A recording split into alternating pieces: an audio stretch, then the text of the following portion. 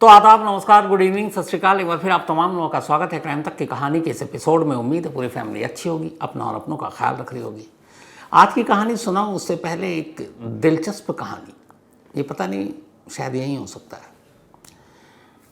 अमूमन आपने देखा होगा कि जब भी कोई गवर्नमेंट का प्रोजेक्ट पास होता है, जब सपोज़ कहीं से हाईवे बननी है, कहीं एयरपोर्ट बनना है, कहीं कुछ और ऐसी चीज़ें, तो उसके आसपास की ज़मीन का रेट बढ़ जाता है। ये अपने देश में बहुत होता है।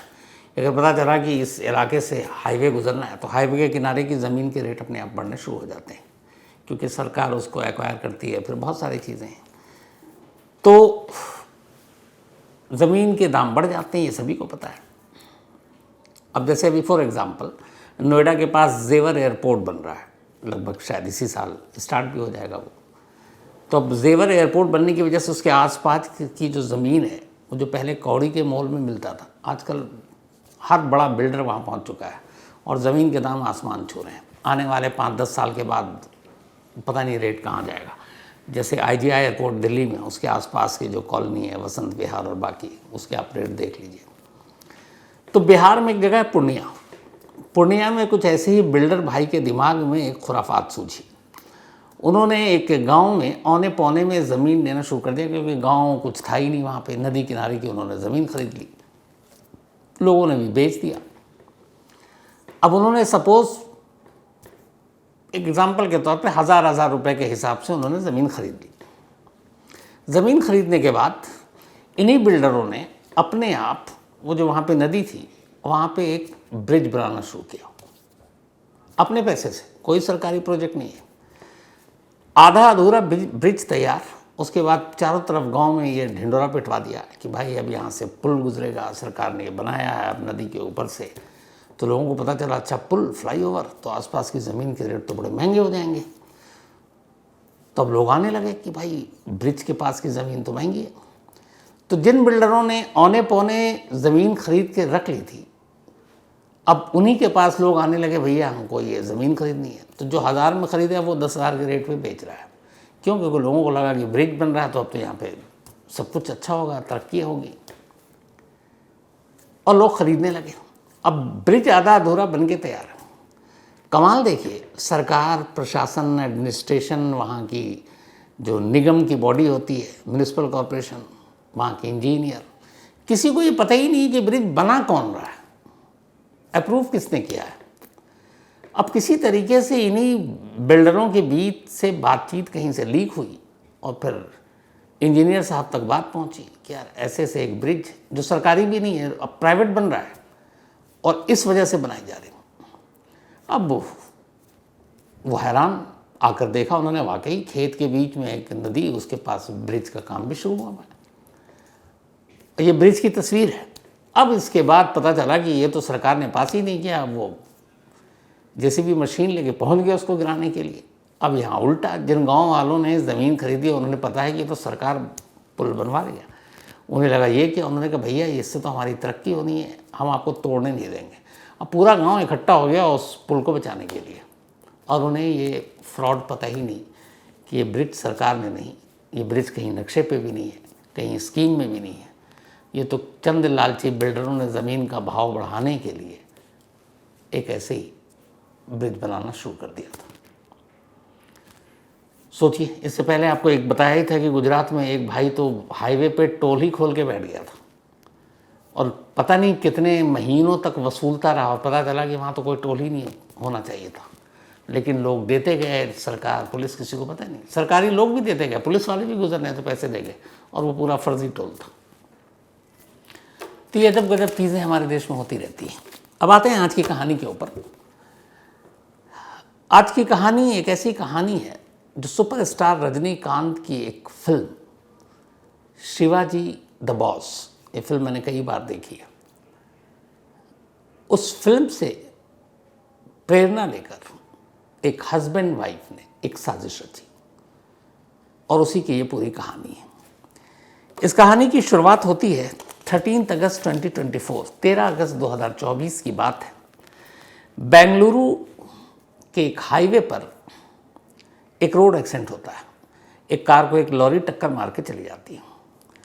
इसके बाद एक लेडी जिनका नाम है शिल्पा रानी, उम्र करीब 30 साल, ये वहीं पे एक पुलिस स्टेशन है, गंडासी पुलिस स्टेशन, ये वहाँ पहुँचती हैं और पहुँचने के बाद एक रिपोर्ट लिखाती हैं। रिपोर्ट ये थी कि ये अपने हस्बैंड के साथ मैंगलोर से आ रही थी। मैंगलोर में उनकी बेटी पढ़ती है, तो उसको विज़िट करने के लिए गए थे। वापस जब आ रहे थे तो कार का टायर पंक्चर हो गया। सड़क किनारे इन्होंने कार रोकी। कार का ड्राइवर टायर चेंज कर रहा था। हस्बैंड कार के पीछे खड़े हुए थे और वो उसकी हेल्प कर रहे थे। तभी अचानक एक लॉरी आई पीछे से और उसने टक्कर मार दी। उस टक्कर में उसके हस्बैंड यानी शिल्पा रानी के मुनिस्वामी गौड़ा, उनकी डेथ हो गई। शिल्पा रानी ने ये रिपोर्ट पुलिस में लिखाई और रिपोर्ट लिखाने के बाद वहाँ से चली गई। तब तक पुलिस को इन्फॉर्मेशन मिल चुकी थी। बॉडी को अस्पताल ले जाया गया, वहाँ मुर्दा घर में पोस्टमार्टम हुआ और फिर बॉडी हवाले कर दी गई शिल्पा रानी के। अब शिल्पा रानी की उम्र और उसके हस्बैंड की जिस तरीके से डेथ और वो जिस तरीके से रो रो कर बिहार पुलिस वाले को भी उन पर रहम, उनके साथ हमदर्दी। अब सारी फॉर्मेलिटी पूरी होने के बाद शिल्पा रानी अपने हस्बैंड मुनिस्वामी गौड़ा की लाश लेकर अपने गांव चली जाती हैं और वहां जाने के बाद अपने तमाम रिश्तेदारों के बीच मुनिस्वामी गौड़ा का अंतिम संस्कार कर दिया जाता है। इधर ये जब सारी चीज़ें हुई तो कई बार पुलिस के सामने भी होता है कि हालात ऐसे होते हैं, सामने वाले के ऊपर गम का पहाड़ टूटा हुआ है कि पुलिस अपनी इन्वेस्टिगेशन या तफ्तीश या पूछताछ नहीं कर पाती है कि एक जवान औरत जो विधवा हो गई, उसके हस्बैंड की इस तरह से रोड एक्सीडेंट में डेथ हो गई, अब उससे क्या पूछताछ करें। तो बेसिक जो पूछताछ थी वो करने के बाद, लाश ले जाने के बाद अंतिम संस्कार सब कुछ हो गया। अब 5-6 दिन बीते तो पुलिस ने कहा कि चलो कुछ सवालों के तो जवाब चाहिए, तो इन्वेस्टिगेशन अब शुरू करती है। तो ये जो पुलिस की टीम इन्वेस्टिगेशन शुरू करी थी, सबसे पहले तो कि जिस लॉरी ने कुचला उस लॉरी को ढूंढने का काम था और लॉरी के साथ उसके ड्राइवर को ढूंढने का काम था। तो पुलिस उस लॉरी की तलाश में हाईवे पर इधर उधर सीसीटीवी कैमरा देखती है और आखिरकार उस लॉरी तक पहुंच जाती है और उस लॉरी तक पहुंचने के बाद उसके ड्राइवर देवेंद्र नायका, जिसका नाम, उसको अरेस्ट कर लेती है। देवेंद्र नायका बताता है कि साहब मैं जा रहा था, मुझे ये दिखाई नहीं दिया कि साइड में गाड़ी के पास ये खड़ा हुआ है और कोई शख्स है, जब तक मैं ब्रेक मारता तब तक एक्सीडेंट हो गया और उसकी मौत हो गई। तो ये हिट एंड रन का केस हो गया, सिंपल। तो नायका गिरफ्तार हो गया, शायद बेल पे छूट भी जाता।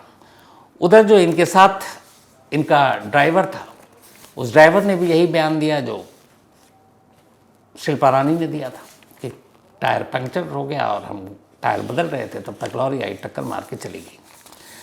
अब ये सारी चीज़ें थी, सीसीटीवी कैमरा भी दिखा, लॉरी भी मिल गया, तो पुलिस को कहीं से कोई फॉल प्ले और कोई सारी चीज़ें मिली नहीं। पुलिस को एक ओपन मतलब सिंपल रोड एक्सीडेंट का केस नजर आया। तो पुलिस इसमें आगे ज़्यादा कुछ मशक्क़त भी नहीं कर रही है, सिंपल केस समझकर अब लगभग सब कुछ बंद होना था।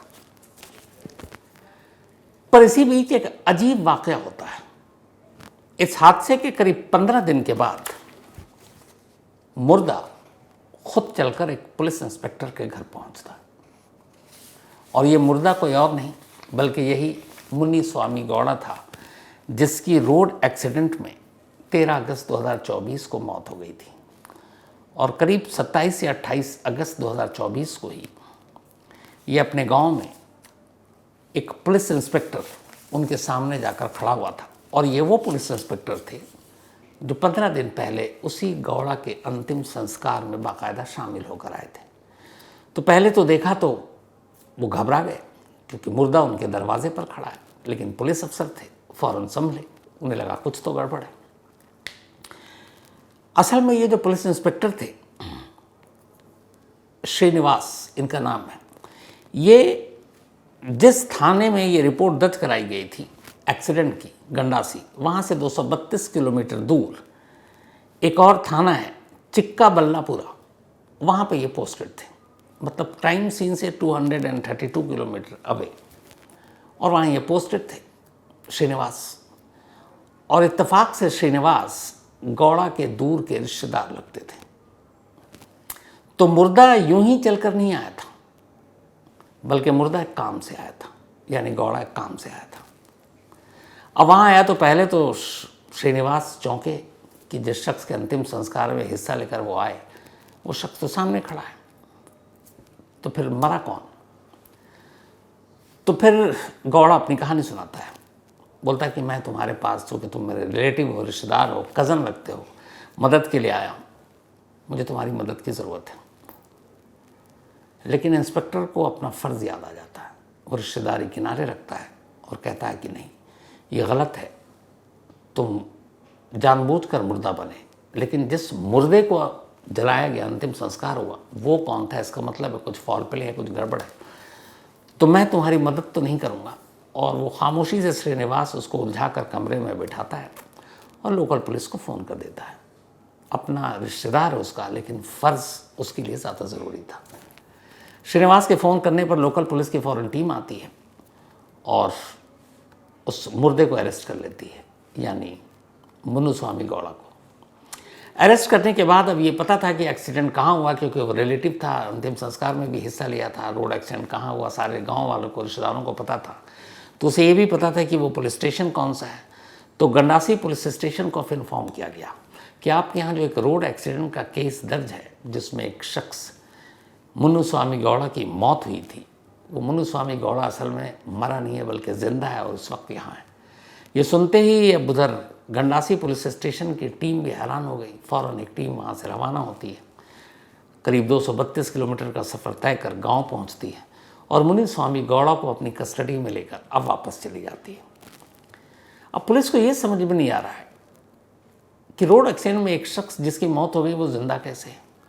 दूसरा, वो ज़िंदा है और अगर उसने कुछ कानून तोड़ा, फ्रॉड किया, तो एक पुलिस इंस्पेक्टर के घर क्यों पहुँच गया? फिर ये लगा कि शायद रिश्तेदार है, उसे लगा होगा मदद करेगा। और उससे बड़ा सवाल ये कि जिस शख्स का अंतिम संस्कार हुआ वो कौन है? अब ये भी सारी चीज़ें पूछताछ होनी ही थी कि तभी पुलिस को एक और जानकारी मिली। पता चला कि जिस दिन गौड़ा उस पुलिस इंस्पेक्टर के घर गया, दोपहर के बाद का वक्त था, उसी दिन सुबह उसकी वाइफ यानी शिल्पा रानी, जो कंप्लेनेंट है, जिसने एफआईआर लिखाई अपने पति की रोड एक्सीडेंट में मौत की, वो वहाँ के एक लोकल इंश्योरेंस ऑफिस में पहुँचती है और 4 करोड़ रुपए का एक इंश्योरेंस क्लेम करने का एप्लीकेशन देती है विथ डेथ सर्टिफिकेट। और ये इंश्योरेंस था उसके अपने हस्बैंड मुन्नुस्वामी गौड़ा के नाम, जिनकी रोड एक्सीडेंट में डेथ हो गई थी। फॉर्म वॉर्म जमा हो चुका था। अब इधर जैसी ये जानकारी पुलिस को मिली है, पुलिस को लगा कि खेल कुछ और है। अब पुलिस ने वाइफ को भी बुलाया और शिल्पा रानी और मुन्नुस्वामी गौड़ा अब दोनों थाने में हैं और उसके बाद उनसे पूछताछ शुरू हुई। जब पूछताछ शुरू हुई तो जो पूरी कहानी सामने आई वो कुछ अजीब सी थी। मुन्नुस्वामी गौड़ा की बेंगलुरु में टायर की दुकान थी।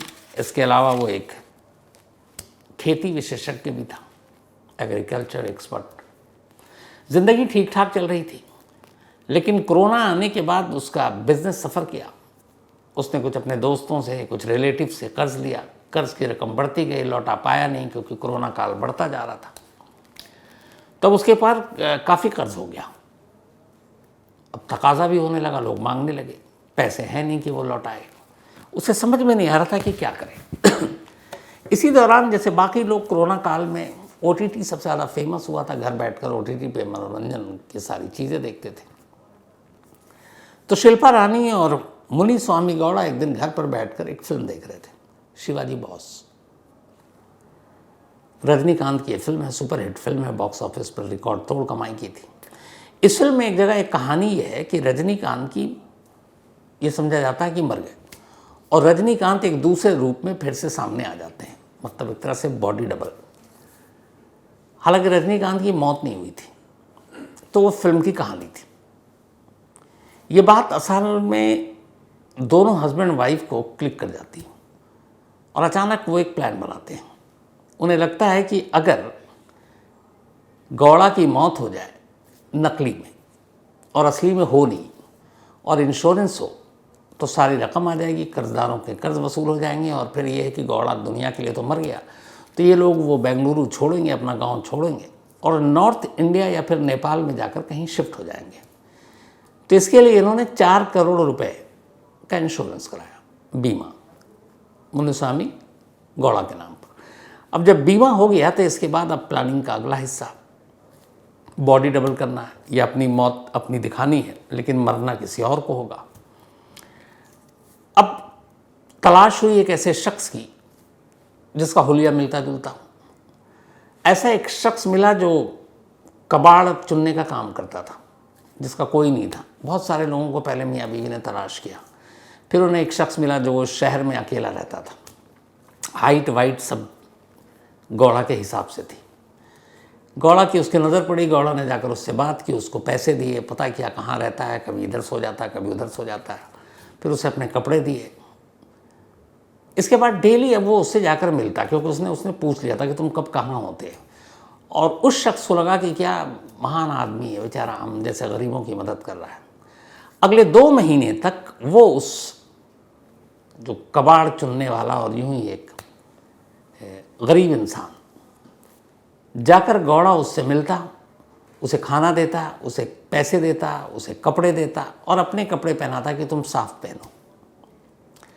यहाँ तक कि एक दिन उसने कहा कि चलो तुम्हारा हेल्थ चेकअप भी करा देते हैं, बाहर रहते हो, पता नहीं इन्फेक्शन ये वो। उसे लगा देवता आदमी, ले जाकर बाकायदा उसका ब्लड टेस्ट कराया, ब्लड ग्रुप जानने के लिए। और इत्तेफाक की बात ये कि उस शख्स का ब्लड ग्रुप सेम वही ग्रुप था जो गौड़ा का था।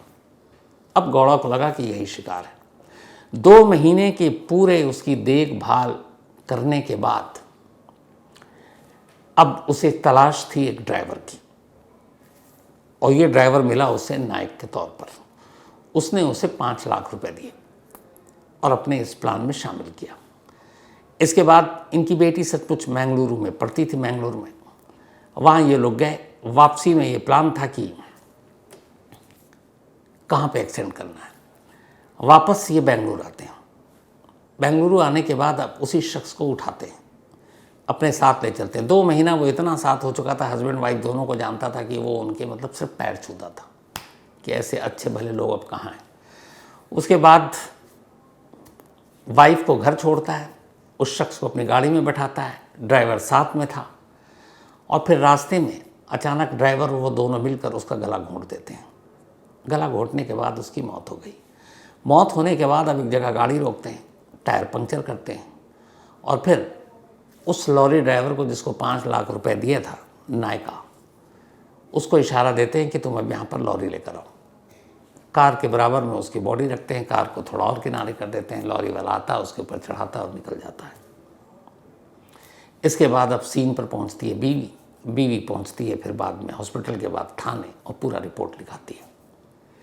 अब ये पूरी कहानी सुनाई। इस बीच में जो पुलिस वाला जांच कर रहा था इस मामले की, शुरुआत में बीवी के साथ चूँकि सिंपैथी थी कि हस्बैंड की मौत हुई, क्या पूछताछ करें, उसकी अपनी इन्वेस्टिगेशन में 2 बड़ी अजीब चीज़ें उससे पता चली। लेकिन इससे पहले कि वो इस केस को आगे बढ़ाता, तब तक वो रिश्तेदार इंस्पेक्टर के घर पहुंचकर उसने खुद ही अपना भांडा फोड़ लिया था। वो 2 अजीब चीज़ें ये थी कि जिस आईओ को इस केस को सौंपा गया, इस हिट एंड रन केस को, वो हॉस्पिटल पहुंचा जहाँ पोस्टमार्टम हुआ था। तो जब वो पोस्टमार्टम जहाँ हुआ वहाँ पहुँचा और डॉक्टर से बात की, इत्तेफाक से उस पोस्टमार्टम हाउस का एक कर्मचारी पुलिस वाले का जानने वाला था, आए दिन उनका डील होता रहता है। तो उस कर्मचारी ने आकर बताया, जब उसने पूछा कि लाश क्या, कहाँ पे जख्म, चोट, तो उसने कहा साहब उसने एक दिन बड़ी अजीब सी बात हुई थी। उनकी जो वाइफ थी जब बॉडी ले जा रही थी तो चेहरे पे कोई वो नहीं था, चेहरा ठीक ठाक था, पहचान में आ रहा था, बाकी जिसमें बहुत ज़्यादा गहरे चोट थे। तो उसकी बीवी ने कहा था कि तुम बाकी गर्दन वर्दन के साथ उसके चेहरे पे जितना बैंडेज बांध सकते हो बांध दो, मतलब चेहरा छुपा दो। तो बोला आमतौर पर ऐसा कोई करता नहीं है, पर चूँकि वाइफ थी, उसने कहा उसका हस्बैंड, तो मैंने चेहरे पे पूरा बैंडेज लगा दिया। पुलिस वाले को लगा कि ऐसे चेहरा कौन छुपा सकता है। दूसरी चीज़, पोस्टमार्टम रिपोर्ट जब आई तो पता चला कि मौत की वजह गाड़ी से कुचलना नहीं था, बल्कि स्ट्रैंगुलेशन था, यानी गला घोंट कर उसको मारा गया। अब ये 2 चीज़, उधर उनकी अपनी गवाही, फिर उनका इकबाल जुर्म, और ये सारी चीज़ें एक simple road and accident case को, जो असल में एक मर्डर था, उसकी परतें खोल देती है। लेकिन इस कहानी का सबसे अफसोसनाक पहलू ये है कि ये सारी कुछ जानने के बाद जिस शख्स को 2 महीने तक मियाँ बीवी ने अपने भरोसे में लेकर रखा, उसे खिलाया पिलाया, उसका ब्लड ग्रुप तक चेक किया, उसकी असलियत क्या थी, उसका नाम क्या था, वो कहाँ का रहने वाला था, उसका परिवार कहाँ रहता है, ये आज भी नहीं मालूम। अगस्त से अब हम मार्च अप्रैल आ गए तो मतलब लगभग 8 महीने हो गए, लेकिन उस मरने वाले शख्स की असली शिनाख्त नहीं मालूम, और इत्तेफाक से इन हस्बैंड वाइफ को भी पता नहीं कि वो रहने वाला कहाँ का था, कहाँ से आया था। शायद उनके परिवार वालों को अब पता भी नहीं होगा कि वो जिंदा है कि नहीं। तो ये थी आज की कहानी ख़त्म करूँ उससे पहले वही अपना सिलसिला। आज शेफाली, इनका बर्थडे है, तो हैप्पी बर्थडे शेफाली।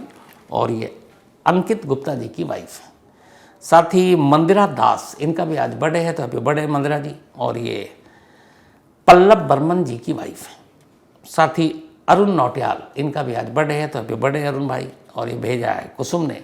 इसके अलावा मोहम्मद रिजवान खान, इनका भी आज बर्थडे है, तो हैप्पी बर्थडे रिजवान साहब। और भेजा है ये शाइस्ता, उनके हस्बैंड है रिजवान। इसके अलावा अंकित कुमार जैन, इनका भी आज बर्थडे है, तो हैप्पी बर्थडे अंकित भाई। और ये भेजा है सृष्टि जैन ने। तो आज की कहानी में इतनी ही। अब आपसे मुलाकात होगी कल रात 9 बजे किसी नई कहानी के साथ। तब तक अपना और अपनों का ख्याल रखिएगा। Thank you very much.